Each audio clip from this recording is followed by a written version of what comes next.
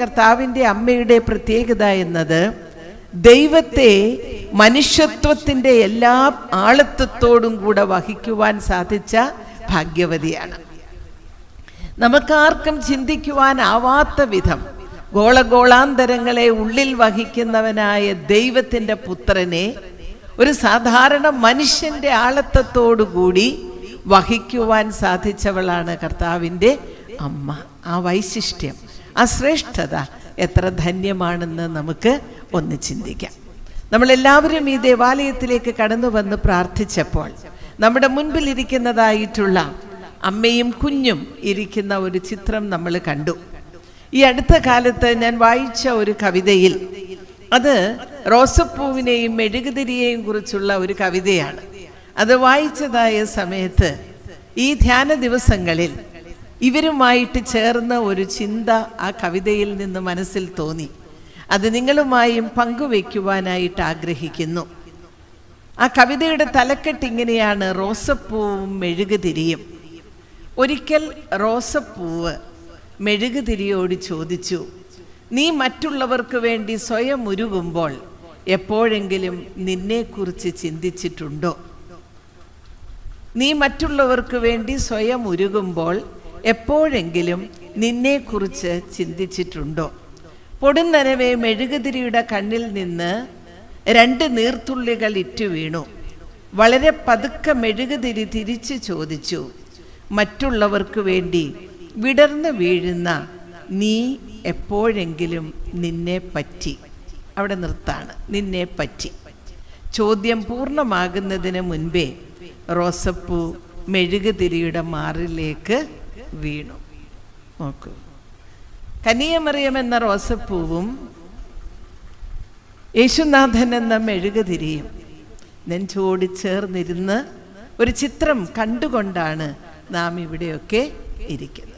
ഓരോ റോസപ്പൂവിനും അതിൻ്റെ ദൗത്യമുണ്ട്. അതിൻ്റെ സുഗന്ധവും അതിൻ്റെ നിറവും സംഗീതം പോലെ മറ്റുള്ളവർക്ക് കൊടുക്കുക.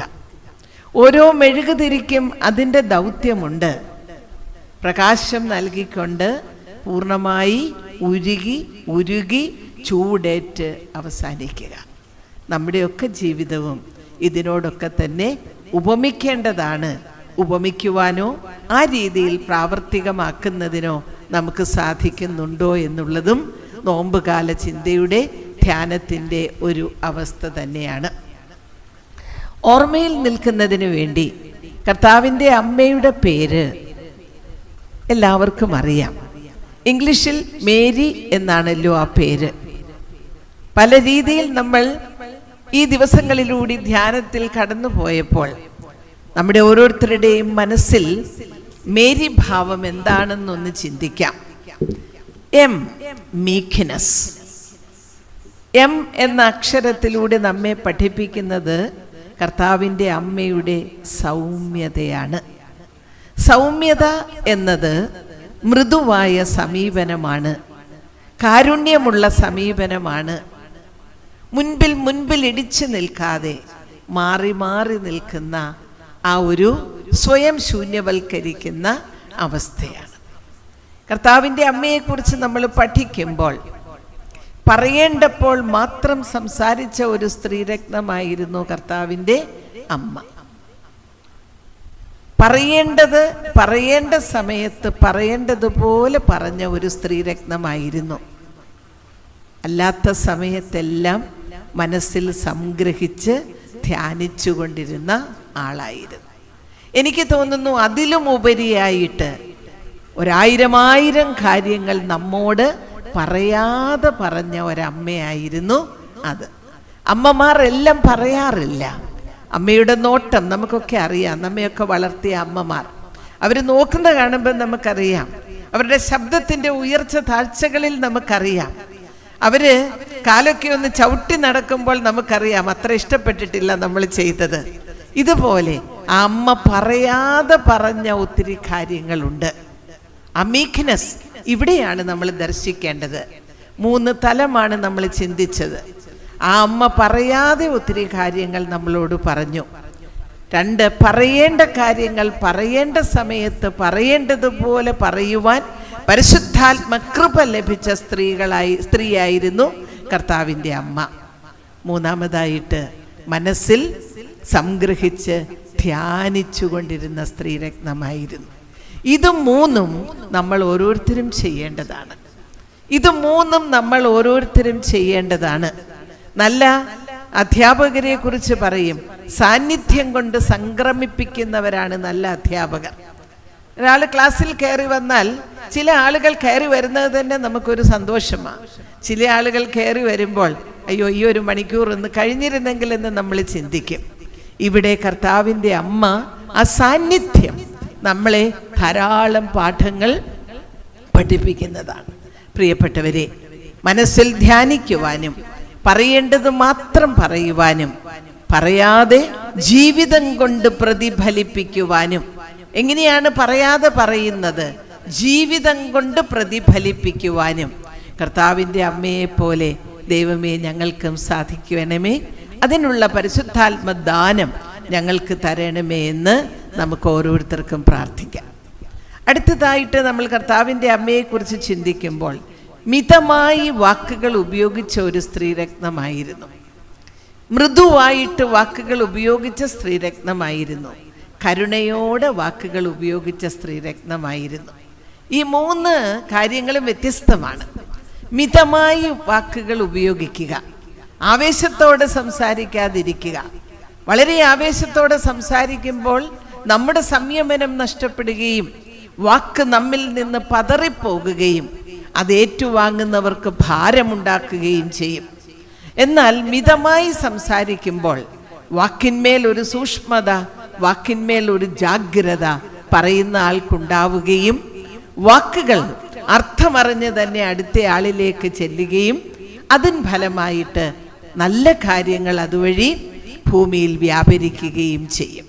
അവിടെയും നമ്മൾ ചോദിക്കേണ്ട ചോദ്യമാണ്, നമ്മുടെ വാക്കുകൾ എങ്ങനെയുണ്ട്? ഒരു കവി പാടിയിട്ടുണ്ട്, വാക്കിന്റെ ഉള്ളറിഞ്ഞിടാവൂ. വാക്കിന് മാത്രമേ വാക്കിന്റെ ഉള്ളറിയാൻ സാധിക്കുകയുള്ളൂ. സൂക്ഷ്മമായി വാക്കുകൾ നമ്മൾ ഉപയോഗിക്കാറുണ്ടോ? മിതമായി വാക്കുകൾ ഉപയോഗിക്കാറുണ്ടോ? ആവശ്യമില്ലാതെ വാക്കുകൾ നാവിൻ തുമ്പിൽ നിന്ന് പുറത്തേക്ക് ചാടുന്നുണ്ടോ? പറയുന്നത് മൃദുവായിട്ടാണോ? പറയുന്നത് കേൾക്കുന്നവർക്ക് ആശ്വാസം കൊടുക്കുന്നതാണോ എന്നും ഈ അമ്മയുടെ ജീവിതത്തിൽ നിന്ന് നമ്മൾ പഠിക്കേണ്ടതായിട്ടുള്ള പാഠമാണ്. സുവിശേഷകന്മാരും അതുപോലെ തന്നെ അപ്പോസ്തല പ്രവർത്തികളിലും ഒക്കെ നമ്മൾ അമ്മയെക്കുറിച്ച് വായിക്കുന്നുണ്ട്.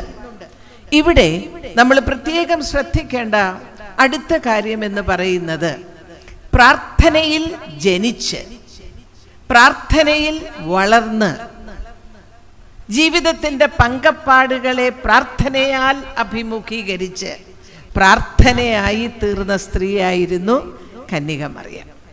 യാക്കോബിന്റെയും ഹന്നയുടെയും ജീവിത വഴിത്താരയിൽ മക്കളില്ലാതിരുന്ന സമയത്ത് പ്രാർത്ഥനയിൽ ജനിച്ചവളായിരുന്നു കർത്താവിൻ്റെ അമ്മ. എങ്ങനെ ജനിക്കുന്നു എന്നുള്ളതിന് വലിയ സാങ്കത്യമുണ്ടെന്ന് മെഡിക്കൽ സയൻസ് പിന്നീട് പഠിപ്പിച്ചുവെങ്കിൽ ഇവരുടെ ജീവിതമൊക്കെയും നമ്മളെ പഠിപ്പിക്കുന്നത് പ്രാർത്ഥനയിലുള്ള ജന്മവിശേഷങ്ങളെ കുറിച്ചാണ്.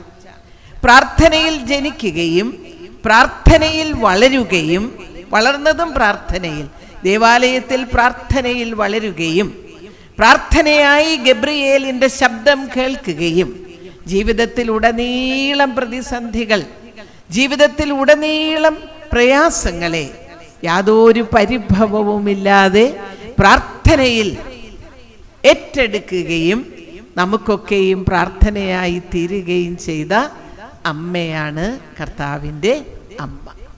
നമ്മൾ എങ്ങനെയുണ്ട് നമ്മുടെ മക്കൾക്ക്? നമ്മൾ എങ്ങനെയാണ് നമ്മുടെ മക്കൾക്ക് എന്ന രണ്ടാമത്തെ ചോദ്യവും ഇവിടെ പ്രസക്തമാണ്. നമ്മുടെ മക്കളുടെ മനസ്സിൽ പ്രാർത്ഥനയായി തീരുന്ന അമ്മമാരായി, പിതാക്കന്മാരായി തീരുവാൻ ദൈവമേ അവിടുന്ന് ഞങ്ങളെ ആക്കി തീർക്കണമേ, അനുവദിക്കണമേ എന്നുള്ള ഒരു വലിയ സങ്കടയാചനയ്ക്ക് വലിയ സാങ്കത്യമുള്ള കാലഘട്ടത്തിലാണ് നമ്മൾ ജീവിക്കുന്നത്. പരിശുദ്ധ അമ്മയുടെ ജീവിതത്തിൻ്റെ ആദ്യ പടികളിലൂടെ നമ്മൾ കടന്നു പോകുമ്പോൾ കർത്താവിൻ്റെ മാലാഖയുടെ ഇമ്പകരമായ ശബ്ദം കേൾക്കുവാൻ ആ ചെറുബാലികയ്ക്ക് സാധിച്ചു. എന്തുകൊണ്ട് സാധിച്ചു എന്ന് ചോദിച്ചാൽ, ആന്തരികമായ മൗനമുള്ള പെൺകുട്ടിയായിരുന്നു കർത്താവിൻ്റെ അമ്മ. ഇവിടെ ഇരിക്കുന്ന നാം ഒക്കെയും ചിന്തിക്കേണ്ട ഒരു കാര്യം, വലിയ ബഹളമുള്ള ലോകത്തിലാണ് നമ്മൾ ജീവിക്കുന്നത്. എന്നാൽ അവിടെയൊക്കെയും ഉള്ളിൻ്റെ ഉള്ളിൽ മൗനമുള്ളവരായി തീരുന്നതിന് ശ്രദ്ധിക്കുക. ഉള്ളിൽ മൗനമുള്ളവർക്ക് മാത്രമേ ദൈവത്തിൻ്റെ ശബ്ദം കേൾക്കുവാനായിട്ട് സാധിക്കുകയുള്ളൂ. ഗബ്രിയേൽ മാലാഖ കർത്താവിൻ്റെ അമ്മയോട് മാത്രമല്ല നമ്മളോടൊക്കെയും സംസാരിക്കുന്നുണ്ട്. ആ സ്വാദിഷ്ടമായ വചനം കേൾക്കുവാൻ തക്കവണ്ണം നമ്മെ തന്നെ ഒന്ന് താഴ്ത്തി കൊടുക്കുവാൻ, വാതിലടച്ച് അറയ്ക്കകത്തിരുന്ന് ദൈവത്തെ ധ്യാനിക്കുവാൻ, എല്ലാവരും ഉറങ്ങുന്ന സമയത്ത് പാതിരാത്രിയിൽ എഴുന്നേറ്റിരുന്ന് കണ്ണുനീരിൻ്റെ പ്രാർത്ഥനകൾ ദൈവസന്നിധിയിൽ പകരുന്ന അമ്മമാരുടെ ദാരിദ്ര്യമാണ് ഇന്നത്തെ ഏറ്റവും വലിയ ദാരിദ്ര്യം. പള്ളികളില്ലാത്തത് കൊണ്ടല്ല, വചനപ്രഘോഷണങ്ങളില്ലാത്തത് കൊണ്ടല്ല, ആത്മാവിൽ പ്രാർത്ഥിക്കുന്ന അമ്മമാരുടെ ദാരിദ്ര്യവും കാരുണ്യം നഷ്ടപ്പെട്ട സ്ത്രീകളുടെ ദാരിദ്ര്യവുമാണ് ഇന്നത്തെ ഏറ്റവും വലിയ പ്രതിസന്ധി. അമ്മമാരില്ലാതെ പോകുന്ന ഈ കാലത്ത് അമ്മമാരായി തീരുന്നതിന് ദൈവമേ, മാതാവിനെ പോലെ ഞങ്ങളെ ആക്കി തീർക്കണമേ എന്ന് നമുക്ക് പ്രാർത്ഥിക്കാം. ഗബ്രിയേൽ മാലാഖയുടെ ഇമ്പകരമായ ശബ്ദം കേട്ട കർത്താവിൻ്റെ അമ്മയുടെ മറുപടികളൊക്കെ നമുക്കറിയാം. സ്ത്രീകൾ മിണ്ടാതിരിക്കണമെന്ന് കർത്താവിൻ്റെ അമ്മ പഠിപ്പിച്ചിട്ടില്ല. മാലാഖയോട് വ്യക്തമായി ചോദ്യങ്ങൾ ചോദിക്കുകയും വ്യക്തമായി ഉത്തരം ലഭിച്ചപ്പോൾ അതിന് താഴ്മയോടുകൂടെ മറുപടി കൊടുത്ത് ഏറ്റെടുക്കലിൻ്റെ വലിയ ശുശ്രൂഷയിലേക്ക് കടന്നു വന്നവളാണ് കർത്താവിൻ്റെ അമ്മ. പല പെൺകുട്ടികളും ഇന്ന് ഡിവോഴ്സ് എടുക്കുന്ന കാലഘട്ടത്തിൽ ഈ ഒരു താഴ്മ ജീവിതത്തിൽ ഉണ്ടായിരിക്കുന്നതിന് അമ്മമാരായ നമുക്ക് പ്രാർത്ഥിക്കേണ്ടതായിട്ടുണ്ട്. ഇതും കർത്താവിൻ്റെ അമ്മയിൽ നിന്ന് നമ്മൾ പഠിക്കേണ്ടതായ പാഠമാണ്. പിന്നീട് അങ്ങോട്ട് ജീവിതത്തിൽ ഓട്ടമാണ്. ആ ഓട്ടത്തിനിടയിൽ ഓടി ഓടി ചെല്ലുന്ന വഴികൾ പലതാണ്. ഒന്ന്, യഹൂദിയ മലനാട്ടിൽ തിടുക്കത്തിൽ ഓടി എലിസബായുടെ അടുത്ത് ചെന്ന് ശുശ്രൂഷ ചെയ്യുന്ന കർത്താവിൻ്റെ അമ്മയെ നമുക്ക് കാണുവാനായിട്ട് സാധിക്കും. അവിടെയും നമുക്ക് ശ്രദ്ധിക്കാം, ശുശ്രൂഷ ചെയ്യുവാൻ തിടുക്കമുള്ളവർ എത്ര പേരുണ്ട്. ശുശ്രൂഷ ചെയ്യുവാൻ തിടുക്കമുള്ളവർ. കഴിഞ്ഞ ദിവസം വായിച്ച മദർ തെരേസയെ കുറിച്ചുള്ള ഒരു അനുഭവം, അത് നമ്മൾ വായിച്ചിരിക്കേണ്ടതും പഠിച്ചിരിക്കേണ്ടതുമാണ്. മദർ ഒരു സ്ഥലത്തു കൂടെ നടന്നു പോകുമ്പോൾ ഒരു വൃദ്ധനായ മനുഷ്യൻ വഴിയിൽ കിടക്കുന്നു. അദ്ദേഹത്തിൻ്റെ ശരീരം മുഴുവൻ പുഴു ഉണ്ട്. കയ്യിൽ മറ്റ് സഹോദരിമാരോട് ചേർന്ന് ഈ വ്യക്തിയെ എടുത്ത് തൻ്റെ ആശ്രമത്തിൽ കൊണ്ടുചെന്ന് പരിചരിച്ചു. അദ്ദേഹം പൂർണ്ണ സൗഖ്യത്തിലേക്ക് ദിവസങ്ങൾ കൊണ്ട് മാസങ്ങൾ കൊണ്ട് കടന്നു വന്നപ്പോൾ അദ്ദേഹം ചോദിക്കുകയാണ്, ആരാണ് അമ്മേ നിന്റെ ദൈവം? ആരാണ് അമ്മേ നിന്റെ ദൈവം? ഇത്രയും സ്നേഹിക്കുവാൻ ആരാണ് നിന്നെ പഠിപ്പിച്ചതെന്ന് ചോദിക്കുന്നു. ഒരു ദിവസം ഒരു സമയത്ത് ഈ മദർ തെരേസ വിദേശ രാജ്യം സന്ദർശിക്കുവാനായിട്ട് പോയപ്പോൾ അവിടുത്തെ പ്രത്യേകമായിട്ടുള്ള ചടങ്ങുകളൊക്കെ കഴിഞ്ഞ് പാവപ്പെട്ട ആളുകൾ താമസിക്കുന്ന ചില വീടുകളിലേക്ക് അമ്മ പോകുകയുണ്ടായി. ഒരു വീട്ടിൽ ചെന്നപ്പോൾ ഒരാള് ഏകാന്തതയിൽ ഒറ്റപ്പെട്ടിങ്ങനെ കിടക്കുന്നു, മുഷിഞ്ഞ വസ്ത്രങ്ങളോടുകൂടി അവിടെ കിടക്കുന്നതായിട്ടുള്ള രംഗം. ആ സമയത്ത് അവിടെ ചെന്ന് അദ്ദേഹത്തെ ശുശ്രൂഷിക്കുവാനായിട്ട് തയ്യാറാകുന്നു. അവിടെ ഒരു വിളക്കിരിപ്പുണ്ട്. ആ വിളക്ക് കത്തിച്ചിട്ടില്ല. ആ വിളക്ക് മുഴുവൻ പൊടി പിടിച്ചിരിക്കുകയാണ്. അപ്പോൾ അമ്മ ചോദിക്കുകയാണ്, എന്താണ് ഈ വിളക്ക് എടുത്ത് പൊടി മാറ്റി കത്തിക്കാത്തത്? ഇത് ചെയ്തു തരുവാൻ ഇവിടെ ആരുമില്ല എന്ന് ആ പാവപ്പെട്ട മനുഷ്യൻ, വൃദ്ധനായ മനുഷ്യൻ പറയുന്നു. അമ്മ അതിൻ്റെ പൊടിയെല്ലാം തൂത്ത് വൃത്തിയാക്കി ഭംഗിയാക്കി ആ മനുഷ്യനെയും പരിചരിച്ചു. പോരാൻ നേരം തൻ്റെ മിനിസ്ട്രിയിലുള്ള മറ്റ് സഹോദരിമാരോട് പറഞ്ഞു, നിങ്ങൾ ഇടയ്ക്ക് വന്ന് ഈ വിളക്ക് തുടച്ചു വൃത്തിയാക്കുകയും ഈ വ്യക്തിക്ക് വേണ്ട എല്ലാ കാര്യങ്ങളും ചെയ്തു കൊടുക്കുകയും വേണം. നാളേറെ കഴിഞ്ഞപ്പോൾ ഒരു ദിവസം മദറിനൊരു കത്ത് കിട്ടി. അമ്മ വന്നതിന് ശേഷം എൻ്റെ ജീവിതത്തിന് പ്രകാശം ലഭിച്ചു. എൻ്റെ വിളക്കും പ്രകാശമുള്ളതായി കത്തിക്കൊണ്ടിരിക്കും. പ്രിയപ്പെട്ടവരെ, ഇതാണ് അടുത്ത ചോദ്യം. നമ്മുടെ ഈ ജീവിതകാലം കൊണ്ട് നമുക്ക് ആർക്ക് പ്രകാശം കൊടുക്കുവാൻ സാധിച്ചു? നമ്മുടെ ഈ ജീവിതകാലം കൊണ്ടൊരു മിന്നാമിനിങ്ങിൻ്റെ ഇത്തിരി വെട്ടമെങ്കിലും നമുക്ക് ആർക്കെങ്കിലും കൊടുക്കുവാൻ സാധിച്ചുവോ? അതോ നമ്മളൊക്കെയും സ്വാർത്ഥരായി നമ്മിലേക്ക് തന്നെ ചുരുങ്ങി കൂടി നിൽക്കുകയാണോ എന്ന് ശ്രദ്ധിക്കുക. എലിസബയെ ശുശ്രൂഷിക്കുവാനായിട്ട് തത്രപ്പെട്ടു പോകുന്ന അമ്മയ്ക്ക് അവിടെ ലഭിക്കുന്നതായിട്ടുള്ള അനുഭവങ്ങളൊക്കെ വേറിട്ടതാണ്. എല്ലാവർക്കും അറിയാവുന്നതാണ്. എലിസബയുടെ വാക്കുകളും വന്ദനസ്വരവും എല്ലാം നമുക്കറിയാവുന്നതാണ്. അവിടെ മാതാവിൻ്റെ ഒരു വലിയ സ്തുതിപ്പുണ്ട്. വിശുദ്ധ ലൂക്കോസിന്റെ സുവിശേഷത്തിന്റെ പ്രാരംഭഘട്ടത്തിൽ ഒരു വലിയ സ്തുതിപ്പ്. ആ സ്തുതിപ്പ് നമ്മൾ പഠിക്കുമ്പോഴാണ് വചനവുമായിട്ട് ന്യായപ്രമാണവുമായിട്ട് കർത്താവിൻ്റെ അമ്മയ്ക്ക് എത്ര ഗാഠമായ ഗ്രാഹ്യമുണ്ടായിരുന്നു എന്ന് കിട്ടുന്നത്. ശമൂവേൽ പ്രവാചകന്റെ പുസ്തകത്തിൽ ഹന്ന പാടിയ പാട്ടും യാക്കോബിന്റെ ഭാര്യയായ ലേയയുടെ വാക്കും ഒക്കെ നമുക്ക് ഈ സ്തുതിപ്പിൽ വായിക്കുവാനായിട്ട് സാധിക്കും.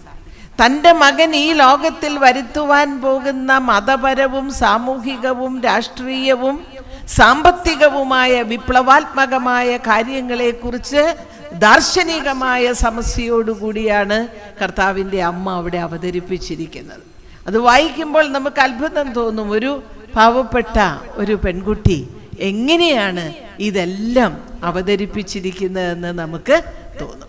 ഇനി കുടുംബജീവിതത്തിലേക്ക് കടന്നാലോ, കർത്താവിൻ്റെ അമ്മയുടെ കുടുംബജീവിതം ഒന്ന് ശ്രദ്ധിച്ച് നോക്കുക. നീതിമാനായ ജോസഫിനെ കുറിച്ച് നമ്മൾ കാണുന്നുണ്ട്. ആ കുടുംബജീവിതത്തിൽ നിന്ന് അനേകം പാഠങ്ങൾ നമുക്ക് ഓരോരുത്തർക്കും പഠിക്കുവാനുണ്ട്. ഒന്ന്, ദൈവമേൽപ്പിച്ച ഉത്തരവാദിത്തം ഭംഗിയായിട്ട് ഏറ്റെടുത്തവളായിരുന്നു കർത്താവിൻ്റെ അമ്മ. രണ്ട്, തക്ക സമയത്ത് നിയമം പാലിക്കുന്നതിന് വേണ്ടി ബെത്ലഹേമിലേക്ക് പൂർണ്ണ ഗർഭിണിയായ പെൺകുട്ടി തൻ്റെ ഭർത്താവിനോടൊപ്പം പോകുന്നത് നമ്മൾ കാണുന്നു. കുഞ്ഞുങ്ങൾക്ക് എന്തെങ്കിലും ഒരു അസുഖമുണ്ടെങ്കിൽ പള്ളിയിലോട്ട് പോലും വരാതിരിക്കുന്ന ഇന്നത്തെ കാലത്ത്, അസൗകര്യങ്ങൾ ധാരാളം പറയുന്ന ഇന്നത്തെ കാലത്ത്, ആ അമ്മ പേർവഴി ചാർത്തേണ്ടതിന് പോകുന്ന യാത്രയും ബെത്ലഹേമിലെ അവിടുത്തെ അന്തരീക്ഷവും ഒക്കെ നമുക്കെല്ലാവർക്കും അറിയാവുന്നതാണ്. അവിടെ നിന്നും ഈജിപ്തിലേക്കുള്ള പ്രയാണം ഒന്ന് ആലോചിച്ച് നോക്കുക. ഒരു കൊച്ചു കുഞ്ഞുമായിട്ടുള്ള യാത്രയെക്കുറിച്ചൊന്ന് ആലോചിച്ച് നോക്കുക. അത് കഴിഞ്ഞ് നമ്മൾ പിന്നീട് കാണുന്നുണ്ട് തക്ക സമയത്ത് കുഞ്ഞുമായി ദേവാലയത്തിലേക്ക് വരുന്ന അമ്മ. തക്ക സമയത്ത് മക്കളുമായി ദേവാലയത്തിലേക്ക് വരുവാൻ അമ്മമാരുടെ ശുഷ്കാന്തിക്ക് ഏറ്റവും വലിയ മാതൃകയാണ്. ശിമയോനും ഹന്നായും ഒക്കെ പറയുന്ന വാക്കുകൾ കേൾക്കുന്നുണ്ട്.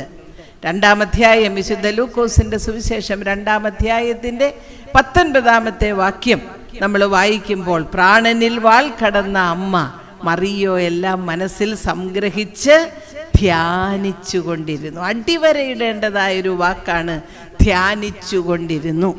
ഒരു വാ അടക്കം നമുക്ക് വേണം, കണ്ണടക്കം നമുക്ക് വേണം, ചെവി അടക്കം നമുക്ക് വേണം.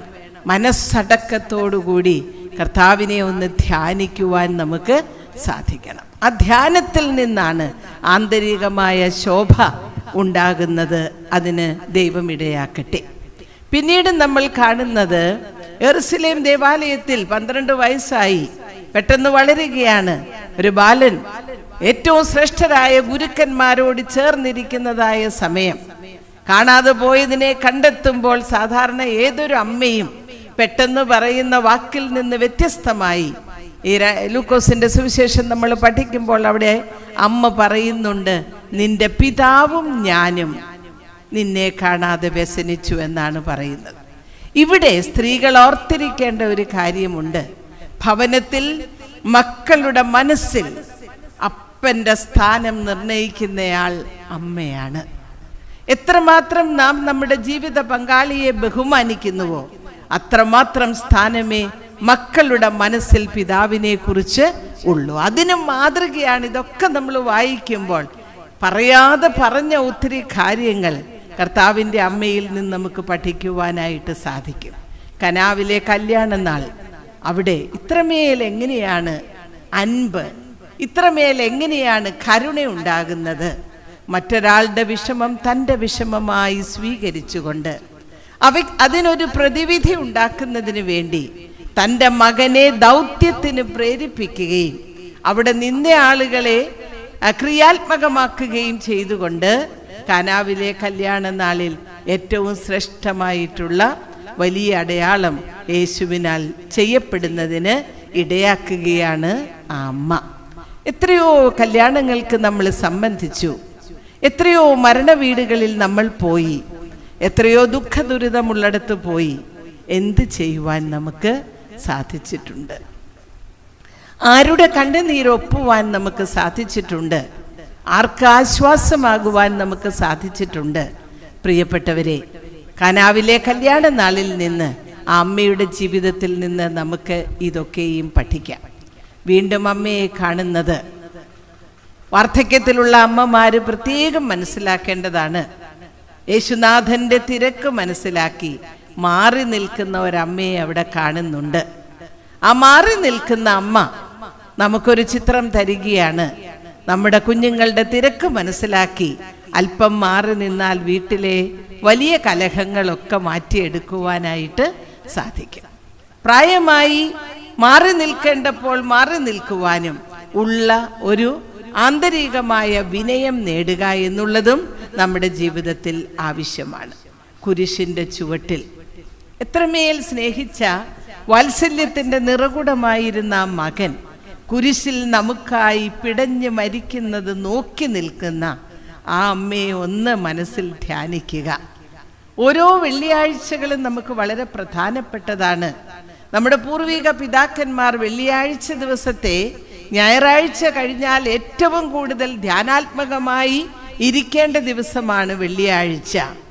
ആലോചിച്ച് നോക്കിയാൽ ഒരു ഇറ്റ് കണ്ണുനീര് കണ്ണിൽ നിന്നും വരാതെ എങ്ങനെ നമുക്ക് ആ കുരിശിലെ കിടപ്പ് ധ്യാനിക്കുവാനായിട്ട് സാധിക്കും? ആ കുറേനക്കാരനായ ശീമോനെ പോലെ ആ കുരിശിന്റെ അറ്റത്തെങ്കിലും ഒന്ന് ചെന്ന് തൊടുവാൻ ഓരോ വെള്ളിയാഴ്ചയും നമുക്ക് സാധിക്കുന്നുണ്ടോ? ആ അമ്മയോട് ചേർന്ന് നിൽക്കുവാൻ നമുക്ക് സാധിക്കുന്നുണ്ടോ? എങ്കിൽ നമ്മുടെ ജീവിതവും ധന്യമായിട്ട് തീരും. വീണ്ടും അപ്പോസ്തല പ്രവൃത്തികൾ 1-ാം അധ്യായത്തിന്റെ 14-ാമത്തെ വാക്യത്തിൽ നമ്മൾ കാണുന്നുണ്ട്, യോഹന്നാൻ ശ്ലീഹായെ ഏൽപ്പിച്ച ആ അമ്മ മറ്റ് ശിഷ്യന്മാരോടും സ്ത്രീകളോടും കർത്താവിൻ്റെ അമ്മ ചേർന്നിരിക്കുകയും കർത്താവിൻ്റെ സഹോദരന്മാരോടൊപ്പം ഒരുമനപ്പെട്ട് പ്രാർത്ഥിക്കുകയും ചെയ്തു. ഈ 2 വാക്കുകൾക്ക് വലിയ പ്രസക്തിയുണ്ട്. ഒരുമനപ്പെട്ടുള്ള പ്രാർത്ഥന, ഒരുമിച്ച് ധ്യാനിക്കുവാനും ഒരുമിച്ച് പ്രാർത്ഥിക്കുവാനും ലഭിക്കുന്ന എല്ലാ അവസരങ്ങളും ഉപയോഗിക്കുക എന്നത് വളരെ പ്രസക്തമായിട്ടുള്ള കാര്യമാണ്. നമ്മുടെ പ്രാർത്ഥനാ യോഗം, മർത്തമറിയം വനിതാ സമാജം, യുവജന പ്രസ്ഥാനം, ഇവയൊക്കെയും ഒരുമിച്ച് വന്നിരുന്ന് പ്രാർത്ഥിക്കുവാനുള്ള ഇടങ്ങളാണ്. അവസരങ്ങൾ ലഭിക്കുമ്പോൾ അത് ഉപയോഗിക്കാതെ പോയിട്ട് ജീവിതത്തിൽ എപ്പോഴും നിരാശയാണെന്ന് പറഞ്ഞുകൊണ്ടിരിക്കാതെ ലഭിക്കുന്ന അവസരങ്ങൾ ഒരുമിച്ച് ധ്യാനിക്കുവാനും പ്രാർത്ഥിക്കുവാനും ഒക്കെ അവസരങ്ങൾ കണ്ടെത്തുന്നതിന് പ്രത്യേകം ഒരുക്കത്തോടുകൂടി വന്നാൽ പോരാ, ഒരുക്കത്തോടുകൂടെ വരിക. വിശുദ്ധ വചനം വായിക്കുകയും പഠിക്കുകയും ഒക്കെ ചെയ്യുക. ഒരു വിശ്വാസിയുടെ തുടക്കവും ഒടുക്കവും ദൈവവിശ്വാസമാണ്. അതിനേക്കാൾ വലുതായി നമുക്കൊന്നുമില്ല. നമ്മുടെ ജീവിതത്തിൻ്റെ പ്രാരംഭവും അതിൻ്റെ അവസാനവും എന്ത് തന്നെയായിരിക്കണം? ദൈവത്തോടുള്ളതായ വിശ്വസ്തതയായിരിക്കണം. കർത്താവിൻ്റെ അമ്മയുടെ ജീവിതത്തിൽ നിന്ന് നമ്മൾ പഠിക്കേണ്ടതായിട്ടുള്ള 1-ാമത്തെ വിഷയമാണ് നമ്മൾ പഠിച്ചത്. മീഖ്നെസ്, സൗമ്യതയുള്ളവരായി ജീവിതത്തിൻ്റെ കയറ്റി ഇറക്കങ്ങൾ, ആരോഹണാവരോഹണങ്ങളെ നേരിടുക. 2-ാമത്തെ അക്ഷരം ദ്യോതിപ്പിക്കുന്നത് അഡോറേഷൻ, ആരാധനാ ജീവിതം. ദേവാലയ ജീവിതം, ആരാധനാ ജീവിതം, വചന ധ്യാനം, ഇവയെല്ലാം ഭംഗിയായി ചെയ്ത ഒരു സ്ത്രീരത്നം. നമ്മുടെ കുടുംബത്തിൻ്റെ ആത്മീയ ചൈതന്യത്തിൻ്റെ ചുക്കാൻ ഏറ്റെടുക്കുവാൻ, ആ ബാറ്റൺ തലമുറകൾക്ക് കൊടുക്കുവാൻ നമുക്ക് സാധിക്കണം. പ്രാർത്ഥിക്കുന്ന ഭവനം അനുഗ്രഹിക്കപ്പെട്ട ഭവനമാണെന്നുള്ളതിന് യാതൊരു സംശയവുമില്ല. പ്രതിസന്ധികൾ ഇല്ല എന്നല്ല, പ്രതിസന്ധികളെ പദ്ധതികളാക്കുവാൻ തമ്പുരാന് ശേഷിയുണ്ട് എന്നുള്ള തിരിച്ചറിവാണ് വാസ്തവത്തിൽ നമുക്ക് പ്രാർത്ഥനാ ജീവിതത്തിലൂടെ ലഭിക്കുന്നത്. പ്രാർത്ഥനയിലൂടെ ലഭിക്കുന്നത് അതാണ്. അത് ആർജിക്കുന്നതിന് പ്രത്യേകമായിട്ട് ശ്രദ്ധിക്കുക, അതിനുവേണ്ടി ശ്രമിക്കുക എന്നുള്ളത് ആവശ്യമാണ്. മൂന്നാമത്തെ അക്ഷരം R, റെക്കൺസിലിയേഷൻ, അനുരഞ്ജനപ്പെടുക. കർത്താവിൻ്റെ അമ്മ എല്ലാ സന്ദർഭങ്ങളോടും അനുരഞ്ജനപ്പെടുകയാണ് ചെയ്തത്. നീതിമാനായ ജോസഫിനോട് ഒത്തുചേർന്ന ഭവനം, മറ്റുള്ളവർ തച്ചൻ്റെ ഭാര്യ, തച്ചൻ്റെ മകൻ എന്നൊക്കെ പറയുമ്പോഴും മറുതലിക്കാതെ ചേർന്ന് നിന്നതായിട്ടുള്ള വ്യക്തി, എല്ലാ കൊച്ചു കുഞ്ഞുമായിട്ടുള്ള ഓട്ടങ്ങൾ മുഴുവൻ, പ്രയാണം മുഴുവൻ അതിനോട് ചേർന്ന് അനുരഞ്ജനപ്പെട്ട വ്യക്തി. ഏതേത് സാഹചര്യങ്ങൾ ജീവിതത്തിൽ ഉണ്ടായപ്പോഴും അത് ദൈവനിയോഗമാണെന്ന് കണ്ട് അനുരഞ്ജനപ്പെട്ട വ്യക്തിയായിരുന്നു കർത്താവിൻ്റെ അമ്മ. നാലാമതായിട്ട് വൈ, ഈൽഡിങ്, വിധേയപ്പെടുവാനുള്ള ഒരു മനസ്സ്, ദൈവത്തോട് വിധേയപ്പെടുവാനുള്ള ഒരു മനസ്സ് നമുക്കുണ്ട് എങ്കിൽ നമ്മുടെ ജീവിതത്തിൽ വലിയ ബുദ്ധിമുട്ടുകൾ ഉണ്ടാവുകയില്ല. ബുദ്ധിമുട്ട് എന്ന് പറയുന്നത് ദൈവം ഏൽപ്പിച്ചതാണെന്ന് കണ്ടു കഴിഞ്ഞാൽ പിന്നെ അവിടെ ബുദ്ധിമുട്ട് ഇല്ലാതെയായി പോകുകയാണ് ചെയ്യുന്നത്. ദൈവം ഏൽപ്പിച്ചതാണെന്ന് മനസ്സിലായാൽ അവിടെ ബുദ്ധിമുട്ടുകൾ മാറ്റപ്പെടുകയാണ് ചെയ്യുന്നത്. ഞാനിത് പഠിച്ചത് ചിലയിടത്ത് പറഞ്ഞിട്ടുള്ള ഒരു കാര്യമാണ്, ആരെങ്കിലും കേട്ട് കാണും. ബെസേലിയസ് കോളേജിൽ പഠിപ്പിക്കുന്ന കാലത്ത് ന്യൂക്ലിയർ ഫിസിസ്റ്റായ ഡോക്ടർ ജോർജ് സാമുവൽ സാറ് പറഞ്ഞു തന്ന ഒരു കാര്യമാണ്. അന്ന് ടീച്ചേഴ്സിന് ക്ലാസ് എടുക്കുവാൻ, ഓറിയന്റേഷൻ പ്രോഗ്രാം എടുക്കുന്നതിന് ഡോക്ടർ ജോർജ് സാമുവൽ സാർ വന്നു. ഉച്ചഭക്ഷണത്തിന് ഇരുന്ന സമയത്ത് അദ്ദേഹം രാവിലത്തെ സെഷൻ ക്ലാസ് എടുത്തപ്പോഴൊക്കെ പറഞ്ഞത്, ടീച്ചേഴ്സിന് ഒത്തിരി പ്രശ്നങ്ങൾ കാണും, ആ പ്രശ്നങ്ങൾ കോളേജിന്റെ പടിവാതിൽ വരെ കൊണ്ടുവരാവൂ, പടിവാതിൽ എത്തിക്കഴിഞ്ഞാൽ അത് കളയുക, എന്നിട്ട് ക്ലാസ്സിൽ വന്ന് സന്തോഷത്തോടുകൂടെ കുഞ്ഞുങ്ങളെ പഠിപ്പിക്കുക. ഈ സമയത്തിന് അദ്ദേഹത്തിന്റെ 2 ആൺമക്കളും അപൂർവ രോഗബാധിതരായിരുന്നു. ഭാര്യ രോഗബാധിതയായി കട്ടിലിൽ കിടക്കുന്ന അവസ്ഥ, മകള് മാത്രം ആരോഗ്യവതിയായിട്ടിരിക്കുന്നു. ഇത് കേട്ടതായ സമയത്ത് പലർക്കും പല സംശയങ്ങൾ ഉണ്ടായി. കാരണം അദ്ദേഹം വളരെ സന്തോഷത്തോടു കൂടിയാണ് ക്ലാസ്സുകൾ എടുത്തുകൊണ്ടിരുന്നത്. ഉച്ചഭക്ഷണത്തിനിരുന്ന സമയത്ത് അദ്ദേഹത്തോട് ഒരു ചോദ്യം ചോദിക്കുവാനായിട്ട് ഒരു ഉൾപ്രേരണ ഉണ്ടായി. ആ സമയത്ത് അദ്ദേഹത്തോട് ചോദിച്ചു, അങ്ങ് പറഞ്ഞുവല്ലോ സന്തോഷത്തോടു കൂടി ക്ലാസ് എടുക്കണമെന്ന്, അങ്ങ് ഈ പ്രോബ്ലംസ് എല്ലാം വെച്ചുകൊണ്ട് സന്തോഷത്തോടു കൂടിയാണോ ക്ലാസ് എടുക്കുന്നത് എന്ന് ചോദിച്ചപ്പോൾ അദ്ദേഹം അതിന് മറുപടി പറഞ്ഞത് എന്താണെന്നോ, നിങ്ങളുടെ ക്ലാസ്സിൽ കോളേജിൽ ഒരു പ്രോഗ്രാം ഉണ്ടെന്ന് വെക്കുക, ആ പ്രോഗ്രാം അതിനൊരു പ്രാർത്ഥനാ ഗീതം പാടണം, ആരെ ഏൽപ്പിക്കും? അപ്പോൾ പറഞ്ഞു, പാടാൻ പറ്റുന്ന കുട്ടിയെ ഏൽപ്പിക്കും.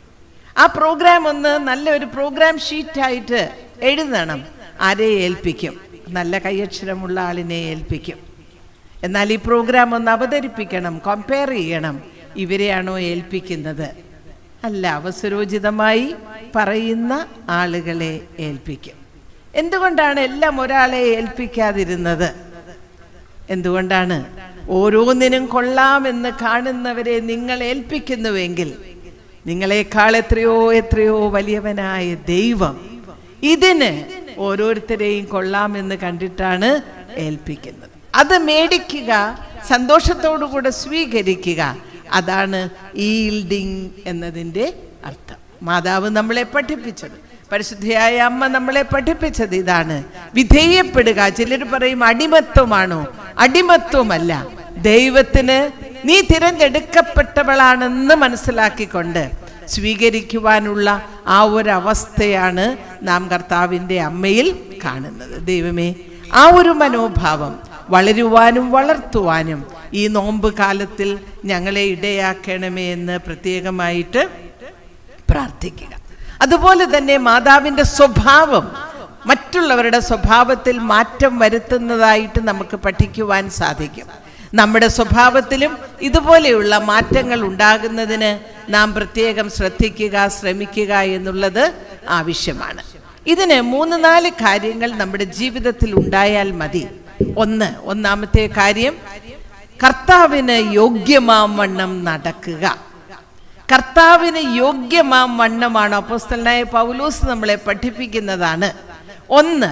കർത്താവിന് യോഗ്യമാം വണ്ണം, പിതാവാം ദൈവത്തിന് യോഗ്യമാം വണ്ണം, പുത്രൻ തമ്പുരാന് യോഗ്യമാം വണ്ണം ജീവിച്ച പരിശുദ്ധയായ അമ്മയെ പോലെ യോഗ്യമാം വണ്ണമാണോ നമ്മളെ ആക്കിയിരിക്കുന്നിടത്ത് നമ്മൾ ജീവിക്കുന്നത്? ഇതെപ്പോഴും നമ്മളോട് ഇങ്ങനെ ചോദിച്ചു കൊണ്ടിരിക്കുക. തിരുവചനം നമ്മെ പഠിപ്പിക്കുന്നുണ്ട്, ഹാനോക്ക് ദൈവത്തോട് കൂടെ നടന്നു. ദൈവമേ, നിന്റെ കൂടെ നടക്കുവാൻ, നിന്റെ ചാരേ നടക്കുവാൻ, നിന്നോട് ചേർന്ന് നടക്കുവാൻ ഞങ്ങളെ സഹായിക്കണമേ. ഉൽപ്പത്തി പുസ്തകം 17-ാം അധ്യായത്തിന്റെ പ്രാരംഭവാക്യത്തിൽ പറയുന്നു, നീ എൻ്റെ മുൻപാകെ നടന്ന് നിഷ്കളങ്കനായിരിക്കുക. ഒന്ന്, ദൈവത്തോട് ചേർന്ന് നടക്കുക. ദൈവഹിതത്തിൽ നടക്കണമെങ്കിൽ ദൈവത്തോട് ചേർന്ന് നടക്കുക. രണ്ട്, നിഷ്കളങ്കനായി നടക്കുക. കാപട്യമുള്ള ഈ ലോകത്ത്, കളങ്കമുള്ള ഈ ലോകത്ത് നമുക്ക് ദിനംതോറും പത്രം വായിക്കുമ്പോൾ നമുക്കറിയാം, പേരുകൾ നമ്മൾ ശ്രദ്ധിക്കുകയാണെങ്കിൽ നമുക്കറിയാം എന്തുമാത്രം കാപട്യങ്ങളുടെ മുൻപിലാണ് മനുഷ്യൻ ജീവിക്കുന്നത്. അവിടെ നിഷ്കളങ്കനായിട്ട് നടക്കുവാനായിട്ട് ദൈവമേ ഞങ്ങളെ സഹായിക്കണമേ. 143-ാം സങ്കീർത്തനത്തിന്റെ 10-ാമത്തെ വാക്യത്തിൽ പറയുന്നു, നിന്റെ ആത്മാവെന്നെ നേർനിലത്തിൽ നടത്തുമാറാകട്ടെ.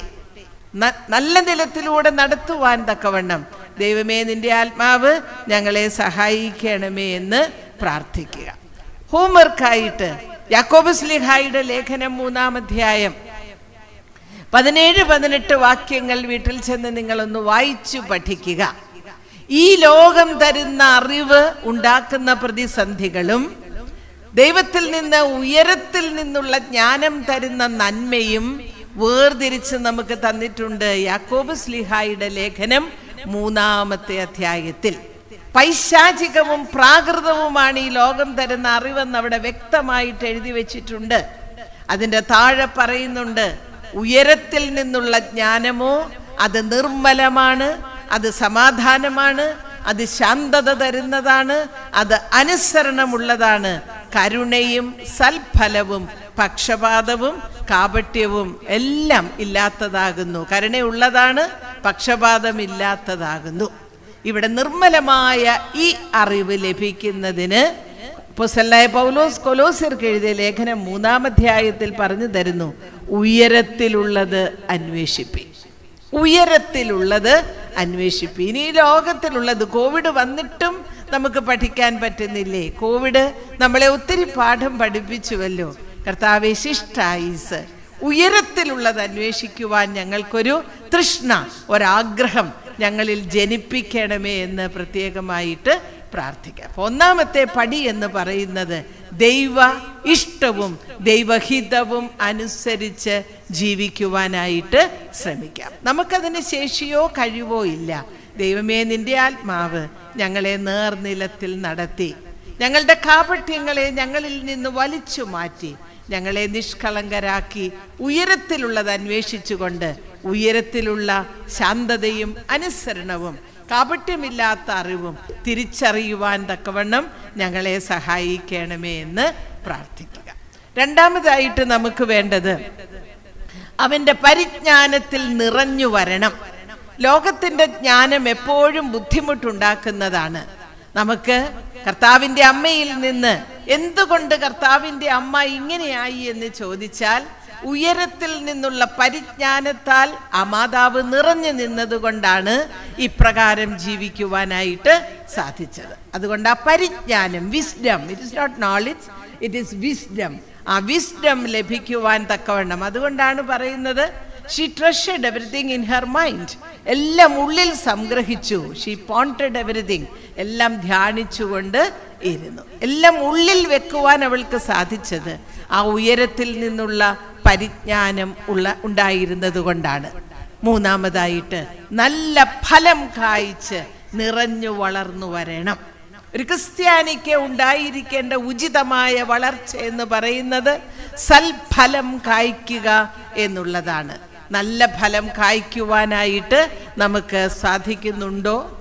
അതോ കാട്ടുമുന്തിരിയാണോ നമ്മിൽ നിന്നുണ്ടായത്? അഹന്തയുള്ള അത്തിമരമായിട്ടാണോ നമ്മളിങ്ങനെ നിൽക്കുന്നത്? ഇതൊക്കെയും നമ്മൾ പ്രത്യേകമായിട്ട് ശ്രദ്ധിക്കണം. അഹന്തയുള്ള അത്തിമരമാണെങ്കിൽ അതിൻ്റെ ചുവട്ടിൽ കോടാലി വരും എന്നുള്ളതിന് സംശയമില്ല. ആത്മാവിൽ നിറഞ്ഞു നിന്നുകൊണ്ട് ആത്മാവിൻ്റെ ഫലം പുറപ്പെടുവിക്കുന്നവരായിട്ട് നമുക്ക് തീരുവാൻ ദൈവത്തിൻ്റെ കൃപ സദാ നമ്മിലേക്ക് ഒഴുകിക്കൊണ്ട് ഇരിക്കണം. ആത്മാവിൻ്റെ ഫലം എല്ലാവർക്കും അറിയാം. വിശ്വസ്തത, സൗമ്യത, ഇന്ദ്രിയ ജയം. ഇത് മൂന്നും നമുക്ക് ഓരോരുത്തർക്കും ഉണ്ടാകണം. നാം ഓരോരുത്തരും നമ്മുടെ ജീവിതത്തിൽ വിശ്വസ്തരായിരിക്കണം. ഇന്ന് നമുക്കറിയാം എന്തെല്ലാം പ്രതിസന്ധികളിൽ മദ്യം, മയക്കുമരുന്ന്, ലൈംഗിക അരാജകത്വം, കുഞ്ഞുങ്ങൾ പോകുന്ന വഴികൾ നമ്മൾ ശ്രദ്ധിച്ചാൽ എവിടെയാണ് വിശ്വസ്തത? എവിടെയാണ് വിശ്വസ്തത? പ്രിയപ്പെട്ട സഹോദരിമാരെ, അമ്മമാരെ, തോരാമഴ പോലെ കണ്ണുനീർ ഈ തലമുറകളെ ഓർത്ത് കരയുവാൻ, ദൈവസന്നിധിയിൽ കരഞ്ഞ് നിലവിളിച്ചപേക്ഷിക്കുവാൻ, ഹാഗാറിനെ പോലെ കരയുവാൻ, ഹന്നായെ പോലെ കരയുവാൻ നമുക്ക് വലിയ ഉത്തരവാദിത്വമുണ്ട്. ഈ ഉത്തരവാദിത്വത്തിൽ നിന്നുള്ള ഒളിച്ചോട്ടം വന്നു കഴിഞ്ഞാൽ ഫലം പുറപ്പെടുവിക്കുന്ന തലമുറകളില്ലാതെ പോകുന്നു. നമ്മളെല്ലാവരും ഒരു വലിയ മാറ്റത്തിൻ്റെ അനുഭവത്തിലേക്ക് തന്നെ വരേണ്ടതായിട്ട് ഇരിക്കുന്നു. ഒരു ആത്മീയമായ ഉണർവാണ് പരിശുദ്ധ സഭയാഗമാനം ഉണ്ടാകേണ്ടിയിരിക്കുന്നത്. ഈ ആത്മീയമായ ഉണർവെന്ന് പറഞ്ഞാൽ ഒച്ചപ്പാടല്ല. പിതാക്കന്മാർ പഠിപ്പിച്ച പ്രാർത്ഥനകളിലൂടെ നമ്മെ തന്നെ താഴ്ത്തിക്കൊണ്ട് കണ്ണുനീരിൻ്റെ നിറവുള്ള പ്രാർത്ഥനകൾ ദൈവസന്നിധിയിൽ സമർപ്പിച്ച് മാതൃകയുള്ളവരായിട്ട് ജീവിക്കുക. കോലാഹലങ്ങളിൽ നിന്നൊക്കെ മാറുവാൻ ഒരു പ്രേരണാശക്തി നമ്മുടെ ഉള്ളിൽ നിറഞ്ഞു നിൽക്കണം. എങ്കിൽ മാത്രമേ സാധിക്കുകയുള്ളൂ. ജോസഫിനെ കുറിച്ച് നമ്മൾ പഠിക്കുന്നുണ്ടല്ലോ. ജോസഫിന്റെ പ്രത്യേകത എന്താണ്? നമ്മുടെ മക്കളുടെയൊക്കെ സ്ഥാനത്താണ്. യൗവനവും സൗന്ദര്യവും എല്ലാ വിധത്തിലുള്ള അറിവും തികഞ്ഞു നിന്ന ജോസഫ് സഹോദരന്മാരാൽ നിരാകരിക്കപ്പെട്ടവനാണ്. ചെന്നിടത്തൊക്കെ നിരാകരണം ലഭിക്കുകയാണ്. ജീവിതത്തിൽ പ്രലോഭനങ്ങളിൽ വീഴുവാൻ അവസരം നന്നായിട്ടുണ്ടായിരുന്നിട്ടും അവിടെ നിന്ന് മാറി നിന്നവനാണ് ജോസഫ്. നമ്മുടെ കുഞ്ഞുങ്ങൾക്ക് ചുറ്റും ഒരു വലയം സൃഷ്ടിക്കപ്പെടുന്നതിനാണ് ഈ കണ്ണുനീരിൻ്റെ പ്രാർത്ഥന ആവശ്യമായിട്ട് ഇരിക്കുന്നത്. അതുകൊണ്ട് നല്ല ഫലം കായ്ക്കുന്നവരായി തീരുന്നതിന്, ഉത്തമമായ ഫലം കായ്ക്കുന്നവരായി തീരുന്നതിന് നോമ്പും നമസ്കാരവും ഏറ്റവും ശ്രേഷ്ഠമായിട്ട് കൊണ്ടുപോകുന്നതിന് നമുക്ക് ഓരോരുത്തർക്കും സാധിക്കണം. അധിക ഫലം കായ്ക്കുവാനായിട്ട് ദൈവമേ ഈ ലോക ജീവിതത്തിൽ ഞങ്ങളെ ഇടയാക്കണമേ. നമ്മൾ തബീഥയെ കുറിച്ച് പഠിക്കുന്നുണ്ട്. തബീഥ അവളൊരു വിധവയായിരുന്നു, പക്ഷേ തന്നാലാവും വണ്ണം കാര്യങ്ങൾ ചെയ്തതാണ്. എവിടെ നമ്മളെ ആക്കിയിരിക്കുന്നുവോ അവിടെ തന്നാലാവും വിധം കാര്യങ്ങൾ ചെയ്യുന്നതിന് പ്രത്യേകം ശ്രദ്ധിക്കുക. വിശ്വസ്തത, സൗമ്യത, ഇന്ദ്രിയ ജയം. ഇന്ദ്രിയ ജയമില്ലാത്തത് കൊണ്ടാണ് എല്ലായിടത്തും പ്രശ്നങ്ങൾ ഉണ്ടാകുന്നത്. ഇന്ദ്രിയ ജയം ദൈവത്തിന്റെ വലിയ ദാനമാണ്. പൈശാചികനാണ് ഇന്ദ്രിയ ജയം ഇല്ലാതാക്കുന്നത്, പ്രലോഭനങ്ങളിൽ അകപ്പെടുത്തുന്നത്. അതുകൊണ്ട് self control and self mastery ഇത് ദൈവത്തിന്റെ വലിയ ദാനമാണ്. ഈ ദാനമാണ് നോമ്പിലൂടെ, നമസ്കാരത്തിലൂടെ, പ്രാർത്ഥനയിലൂടെ പൂർവിക പിതാക്കന്മാർ പരിശുദ്ധ സഭയ്ക്ക് സമ്പാദിച്ചു തന്നിരുന്ന വലിയ കൃപ എന്ന് പറയുന്നത്. അത് തിരിച്ചു പിടിക്കേണ്ട കാലം തന്നെയാണ് ഇപ്പോൾ. പിന്നെയും നമ്മൾ പഠിക്കുന്നു ദീർഘക്ഷമ, ദയ, പരോപകാരം. ദീർഘക്ഷമയും ദയയും പരോപകാരവും നഷ്ടപ്പെട്ടുകൊണ്ടിരിക്കുന്ന കാലത്തിലാണ് നമ്മൾ ജീവിക്കുന്നത്. ദീർഘക്ഷമ, go and tell sorry and be merry. ചെന്ന് ക്ഷമ പറഞ്ഞ് സന്തോഷത്തോടുകൂടെ ഇരിക്കുക. ഇന്ന് ദൈവം നമ്മളെ വിളിച്ചാൽ കടമിട്ടേക്കരുത്. ഇന്ന് ദൈവം നമ്മളെ വിളിച്ചാൽ എവറി മൂമെന്റ് ബി പ്രിപ്പയർഡ്. പോകാൻ, യാത്ര പോകാനുള്ള ഒരുക്കത്തോടുകൂടെ ഇരിക്കുക. അതിന് തയ്യാറായിട്ടിരിക്കുക. എപ്പോഴോ, എവിടെയോ, എങ്ങനെയോ നമുക്ക് ആർക്കും അറിയില്ല. നിത്യമായ ഒന്നിനു വേണ്ടി കാത്തിരിക്കുകയാണ്. ഞങ്ങൾ രണ്ടുപേരൂടെ സംസാരിക്കുമ്പോൾ ഞാൻ ചിലപ്പോൾ പറയും, ഈ നെട്ടോട്ടം മുഴുവൻ ലോകത്തിൽ പത്രത്തിൽ ഒരു പടം വരാനും നിത്യജീവനിലേക്ക് കടക്കുവാനുമാണ്. എല്ലാ മനുഷ്യരും രാവിലെ പത്രം എടുത്താൽ വാർത്ത വായിക്കുന്നതിന് മുമ്പേ ചരമക്കുറിപ്പുകൾ വായിക്കുന്ന ഒരു പതിവുണ്ട്. അപ്പോൾ എല്ലാവരും അതിലേക്ക് കയറുന്ന ഓരോരോ ദിവസങ്ങളുണ്ടെന്ന് നമ്മളും ഓർത്തിരുന്നു കൊണ്ട് നമ്മളെ തന്നെ ഒരുക്കുക എന്നത് വളരെ പ്രധാനപ്പെട്ട കാര്യമാണ്. കർത്താവിൻ്റെ അമ്മയുടെ വാങ്ങിപ്പ് ഓർക്കുക. കർത്താവിൻ്റെ അമ്മയുടെ വാങ്ങിപ്പ് ഓർക്കുക. ഹല്ലേലൂയ, സ്തുതികളോടുകൂടി കർത്താവിൻ്റെ അമ്മ ഓയാറിൽ അല്ലേ ആകാശമണ്ഡലത്തിലൂടെ യാത്ര ചെയ്യുന്നത് നമ്മൾ ഓർത്ത് നോക്കുമ്പോഴാണ് എന്തോ ഒരു സൗരഭ്യം ആയിരുന്നിരിക്കണം അവിടെ ഉണ്ടായത്. അതുപോലെ തന്നെ അടുത്തതായിട്ട് നമുക്ക് വേണ്ടത് ഫലം കായ്ക്കുക മാത്രമല്ല, ബലപ്പെടണം. ഫലം കായ്ച്ചാലും പെട്ടെന്ന് അതിന് കേടുവരാം, പുഴുക്കുത്തുകൾ വരാം, പ്രതിസന്ധികൾ വരാം. അത് വരാതെ ഇരിക്കത്തക്കവണ്ണം എന്ത് ചെയ്യണം? നമ്മൾ ബലപ്പെട്ടുകൊണ്ടിരിക്കണം. നിങ്ങൾ ദൈവം മനസ്സലിവുമുള്ളവരായി ദൈവം ക്രിസ്തുവിൽ നിങ്ങളോട് ക്ഷമിച്ചതുപോലെ അന്യോന്യം ക്ഷമിച്ച് ബലപ്പെടണം. ബലം എന്ന് പറയുന്നത് ഫിസിക്കൽ ഫിറ്റ്നസ്സോ ഫിസിക്കൽ സ്ട്രെങ്തോ അല്ല, പരസ്പരമുള്ള ബന്ധമാണ് ബലം. ഈ അടുത്ത കാലത്ത് അനേക വർഷങ്ങൾ കുറേയധികം ആളുകളെ കുറിച്ചൊരു പഠനം നടത്തി. വർഷങ്ങളുടെ പഠനമാണ്. It was A research. അതിൻ്റെ നെറ്റ് റിസൾട്ട് എന്ന് പറയുന്നത് ലോകത്തിലെ ഏറ്റവും ഹാപ്പിനെസ്, സന്തോഷമുണ്ടാകുന്നതിൻ്റെ പ്രധാനപ്പെട്ട കാര്യം എന്ന് പറയുന്നത് പണമോ മറ്റൊരു സൗകര്യമോ അല്ല, റിലേഷൻസ്, ബന്ധങ്ങളാണ്, സ്നേഹബന്ധങ്ങളാണ്. ഞാനും വേറൊരാളും തമ്മിലുള്ള ബന്ധമുണ്ടല്ലോ, അതാണ് സന്തോഷത്തിൻ്റെതായ പ്രധാന ഘടകം. അവിടെ മുറിപ്പാടുകളും മുറിവുകളും ഉണ്ടാകാതെ സൂക്ഷിക്കുവാനായിട്ട് പ്രത്യേകം ശ്രദ്ധിക്കുക. കുരിശിൻ്റെ ചുവട്ട് ആലോചിച്ച് നോക്കുക. പ്രിയ ശിഷ്യനെ ഏൽപ്പിക്കുന്ന വേദനയിൽ നിൽക്കുന്ന മകനും അമ്മയെ പ്രിയ ശിഷ്യനോട് ചേർക്കുന്ന മകനും. എന്തോ ഒരു രംഗമാണ്. ആ രംഗം ഓർക്കുവാനായിട്ട് പ്രത്യേകം ശ്രദ്ധിക്കുക. ഇന്ന് വൃദ്ധസദനങ്ങളിലേക്കൊക്കെ മാതാപിതാക്കളെ വിടുന്ന കാലമാണ്. ഒരു കഥ വായിച്ചത് ഓർക്കുന്നു. കഥ ഇപ്രകാരമാണ്. ഒരു പ്രായമായ അമ്മയെ വൃദ്ധസദനത്തിൽ കൊണ്ടാക്കാൻ പോവുകയാണ്. ആ സമയത്ത് അമ്മയും കൊണ്ട് മകൻ പോവുകയാണ്. മകൻ തിരിച്ചു വന്നിട്ട് ജോലിക്ക് പോകണം. അപ്പം ഇങ്ങനെ പോകുന്ന വഴി മുഴുവൻ കാടാണ്. കാട്ടിലോട്ടാണ്, വൃദ്ധസദനത്തിലല്ലാക്കുന്നത്. ഒരു രാജാവ് ഭരിക്കാൻ വന്നു. രാജാവ് ഒരു കൽപ്പന ഇറക്കി. പ്രായാധിക്യത്തിൽ ഇന്ന ഒരു പ്രായം നിശ്ചയിച്ചു, അതിനപ്പുറം ഉള്ളവരെ എല്ലാം ഈ വനപ്രദേശത്തേക്ക് കൊണ്ടുവിടുക. ഒരു മകനും അമ്മയും കൂടെ യാത്ര ചെയ്യുകയാണ്. അമ്മ ഇടയ്ക്കിടയ്ക്ക് കുനിയുന്നുണ്ട്. അപ്പോൾ ഈ മകൻ ചോദിക്കുകയാണ്, എനിക്ക് തിരിച്ചു വരാനുള്ളതാണ്, വേഗം നടക്കൂ അമ്മ. അപ്പോൾ അമ്മ വരാം വരാം എന്ന് പറയുകയും ഇടയ്ക്ക് കുനിയുകയും ചെയ്യുന്നു. കുറേ മുന്നോട്ട് ചെന്നപ്പോൾ മകൻ ദേഷ്യപ്പെട്ടു. എത്ര പ്രാവശ്യമായി ഞാൻ പറയുന്നു വേഗം വരാൻ, എനിക്ക് തിരിച്ചു വരേണ്ടതല്ലേ? ഉടനെ അമ്മ പറയുകയാണ്, ഈ വഴി മുഴുവൻ മുള്ളുകളാണ്, ഞാൻ കുറച്ചങ്ങ് പറിച്ചു കളയുകയായിരുന്നു. കാരണം നീ തിരിച്ചു വരുമ്പോൾ നിന്റെ കാലിൽ മുള്ളു കൊള്ളുവാൻ സാധ്യതയുണ്ട്. ഇതാണ് അമ്മ. കുരിശിൻ്റെ ചുവട്ടിൽ നിന്ന് അമ്മയെ ഉൾക്കൊണ്ട തമ്പുരാന്റെ നൊമ്പരം നമ്മുടെ കുഞ്ഞുങ്ങൾക്ക് എന്തുകൊണ്ട് കിട്ടാതെ പോകുന്നു എന്നതും നമ്മെ ഒത്തിരിയേറെ ചിന്തിപ്പിക്കുന്ന ഒരു കാര്യമാണ്. അവിടെ നമ്മുടെ കുറവുകൾ ഉണ്ടെങ്കിൽ ആ കുറവുകൾ തിരുത്തുവാൻ നമ്മൾ പ്രായമായവർ തയ്യാറാകുക. അവരെ സ്നേഹിക്കുവാനും അവരെ അംഗീകരിക്കുവാനും കുഞ്ഞുങ്ങളാണെങ്കിലും അവരെ ആദരിക്കുവാനും നമ്മളും പഠിക്കുക. നല്ല പാലം തുറക്കുക. കഴിഞ്ഞ ദിവസം വീട്ടിൽ വന്ന ഒരാൾ പറഞ്ഞത് ഓർക്കുന്നു. പ്രായമുള്ളവർ വീട്ടിലുള്ളത് നല്ലതാണ്, കാരണം ഞങ്ങളോട് ചേർന്നാണ് ഞങ്ങളുടെ അമ്മ നിൽക്കുന്നത്. ഞങ്ങളോട് ചേർന്ന് നിൽക്കുന്ന അമ്മ, അങ്ങനെയുള്ള പിതാവും മാതാവും ആകുന്നതിന് നമ്മളുമൊക്കെ പ്രായമായവരാണ്. നമുക്കും അങ്ങനെ ശ്രദ്ധിക്കാം. വിശ്വസ്തതയും സൗമ്യതയും ഇന്ദ്രിയ ജയവും ദീർഘക്ഷമയും ദയയും പരോപകാരവും. പിന്നെ നമുക്കറിയാം സ്നേഹവും സന്തോഷവും സമാധാനം. ആർക്കാണ് സ്നേഹവും സന്തോഷവും സമാധാനവും ഉള്ളത്? മുൻപ് നമ്മൾ പറഞ്ഞ 6 ക്വാളിറ്റീസ്, 6 ഫലമുണ്ടെങ്കിൽ സ്വാഭാവികമായി സ്നേഹമുണ്ടാകും, സന്തോഷമുണ്ടാകും, സമാധാനമുണ്ടാകും. ഉയരത്തിൽ നിന്നുള്ള ദാനമാണ് ഇവയെല്ലാം.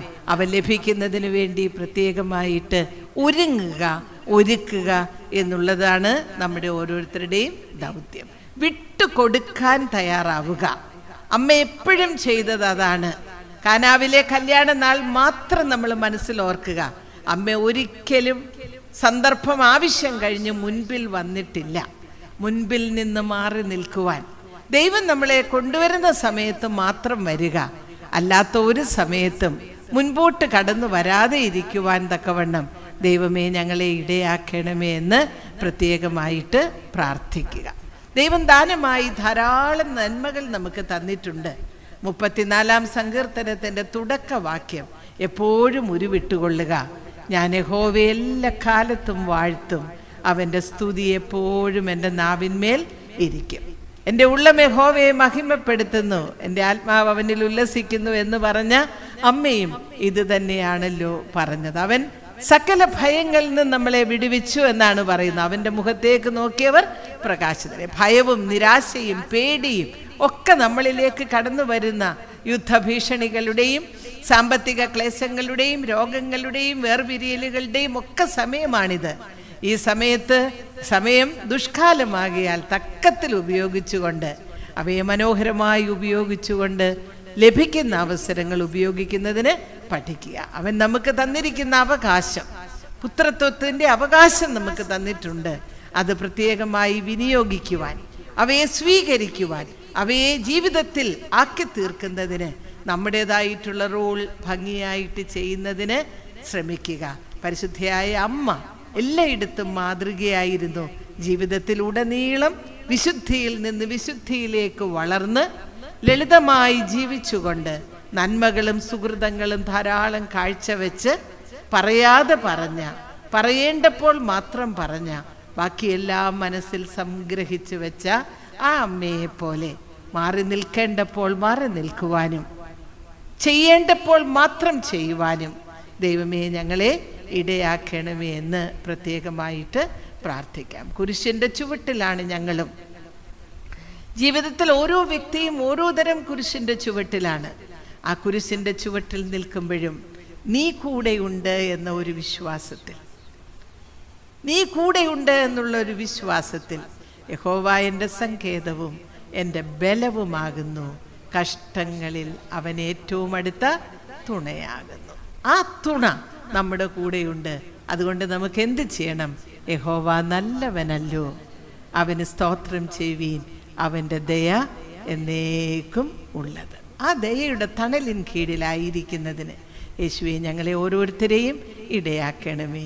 അമ്മയെപ്പോലെ, അമ്മയോട് ചേർന്ന് നിന്ന മകനെ പോലെ ഞങ്ങളെ ഏൽപ്പിച്ചിരിക്കുന്ന കുടുംബങ്ങളിൽ ഒന്നുപോലും നഷ്ടപ്പെടാതെ ഇരിക്കത്തക്കവണ്ണം ഞങ്ങളുടെ കുറവുകളെയും പരിഹരിച്ച് ഞങ്ങളുടെ പ്രാർത്ഥനകളെയും നോമ്പ് നമസ്കാരങ്ങളെയും പെരുന്നാളുകളെയും അവിടുന്ന് അംഗീകരിക്കണമേ എന്ന് പ്രാർത്ഥിക്കാം. ദൈവം നമ്മെ ഓരോരുത്തരെയും വഴി നടത്തട്ടെ. ഇത്രയും സ്ത്രീകൾ ഇവിടെ ഉള്ളത് കൊണ്ട് പറയുകയാണ്, മർത്തമറിയം വനിതാ സമാജം ഏതാണ്ട് 94 വർഷം അത് പൂർത്തീകരിച്ചു. 2028 ആകുമ്പോൾ ദൈവത്തിൻ്റെ കൃപയിൽ 100 വർഷത്തിലേക്ക് വരും. അതുകൊണ്ട് കോട്ടയം സെൻട്രൽ ഭദ്രാസനത്തിലെ എല്ലാ വനിതകളും സമാജത്തിൻ്റെ അംഗങ്ങളാവുകയും ഒരുമനപ്പെട്ട് ഒരുമിച്ചിരുന്ന് പ്രാർത്ഥിക്കുകയും തിരുവചനം ധ്യാനിക്കുകയും പരിശുദ്ധയായ അമ്മയുടെ സ്വഭാവ സവിശേഷതകൾ ദൈവത്തോട് യാചിച്ചു കൊണ്ടിരുന്ന് ജീവിതത്തിൽ പകർന്നു കിട്ടുവാൻ തക്കവണ്ണം ഓരോരുത്തരും ശ്രദ്ധിക്കണമെന്ന് അപേക്ഷിക്കുന്നു. വീട്ടിൽ ഇരിക്കുക മാത്രമല്ല, ദേവാലയത്തിലേക്ക് വരികയും ഇവിടെ ഇരുന്നു കൊണ്ട് പ്രാർത്ഥിക്കുകയും ദേവാലയത്തിൻ്റെ വിശുദ്ധി ജീവിതത്തിൻ്റെ വിശുദ്ധിയിലേക്ക് സംക്രമിപ്പിക്കുകയും ചെയ്യുവാൻ ഓരോരുത്തരും പ്രത്യേകമായിട്ട് ശ്രദ്ധിക്കുകയും ശ്രമിക്കുകയും ചെയ്യുക. കുറവുകളോ പാകപ്പിഴകളോ എവിടെയെങ്കിലും ഉണ്ടായാൽ അത് പരസ്പരം പറഞ്ഞ് പരിഹരിക്കുന്നതിന് ശ്രദ്ധിക്കണം. മർത്തമറിയം സമാജ അംഗങ്ങൾക്ക് വലിയ ചുമതലയുണ്ട്. അതാത് ഇടവകകളിലെ വന്യരായ വൈദിക ശ്രേഷ്ഠർക്കും അതത് സമയത്തെ മാനേജിംഗ് കമ്മിറ്റി അംഗങ്ങൾക്കും രോഗികളെക്കുറിച്ചും ആവശ്യക്കാരെക്കുറിച്ചും ഒക്കെ അറിയിക്കേണ്ട ഉത്തരവാദിത്വം ഓരോ സ്ത്രീക്കും ഉള്ളതാണ്. ഇന്ന ഭവനത്തിൽ രോഗികളുണ്ട്, ഇന്ന ഭവനത്തിൽ സാമ്പത്തിക ക്ലേശം കൊണ്ട് വിദ്യാഭ്യാസം തുടരാൻ സാധിക്കാത്തവരുണ്ട്, ഇന്ന ഭവനത്തിൽ വിവാഹമായെങ്കിലും അതിനത്യാവശ്യം സാമ്പത്തികമില്ലാത്തവരുണ്ട്. ഇങ്ങനെയുള്ള ക്ലേശങ്ങൾ ഇടവകയെ അറിയിക്കുവാനുള്ള ദൗത്യം സ്ത്രീകൾ ഏറ്റെടുക്കേണ്ടിയിരിക്കുന്നു. അങ്ങനെ ദൗത്യവാഹകരായ സ്ത്രീകളായിട്ട് തീരുന്നതിന് ഇടയാക്കട്ടെ. ഇടയാകുന്നതിന് നമുക്ക് ഓരോരുത്തർക്കും ശ്രമിക്കാം. ഒരു കാര്യം എല്ലാവരും മനസ്സിലാക്കുക, ദൈവത്തിൻ്റെ കണക്ക് പുസ്തകത്തിൽ ചില കാര്യങ്ങൾ നമ്മളോടും ചോദിക്കുമ്പോൾ നമ്മൾക്കും കൊടുക്കുവാനുണ്ടായിരിക്കുമല്ലോ. അത് കൊടുക്കുവാൻ തക്കവണ്ണം നമ്മൾ ചെയ്യേണ്ട കാര്യങ്ങൾ നമ്മൾ ചെയ്യുവാൻ തക്കവണ്ണം കർത്താവിൻ്റെ അമ്മയുടെ മധ്യസ്ഥതയിൽ നമുക്കും പ്രാർത്ഥനാപൂർവം ശ്രമിക്കാം. Thank you.